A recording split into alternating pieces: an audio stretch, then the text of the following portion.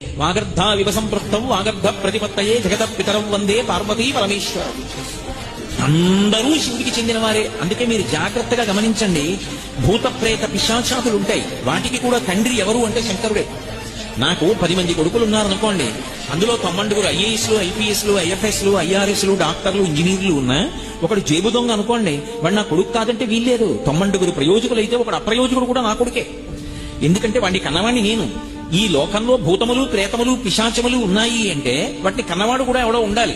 ఆయన పరమశివుడు తప్ప వేరొకడు ఎలా అవుతాడు? అందుకే ఈ సమస్తమైన భూతగణములకు కూడా తండ్రి ఎవరు అంటే శంకరుడే. అవి కూడా ఎవరి మాట వింటాయి అంటే తండ్రి మాట వింటాయి. కాబట్టి ఆయనతో అనుబంధము లేని వారు ఎవరున్నారు? ఎవరు ఉండరు. అందుకే శంకరాచార్యుల వారు కాశీ పట్టణానికి వెడితే అన్నపూర్ణమ్మ దగ్గరికి వెళ్లి మాతాచ పార్వతీదేవి పితాదేవో మహేశ్వర బాంధవా శివభక్తాశ్చ స్వదేశో భువనత్రయం అన్నారు. మా అమ్మ పార్వతీదేవి, మా నాన్నగారు పరమశివుడు. భక్తులందరూ శివ అని నేను అన్నప్పుడు విష్ణువు కాదు అని మీరు అర్థం చేసుకోకూడదు. శివుడికి విష్ణువుకి మధ్య భేదం ఎప్పుడూ చూడరాదు.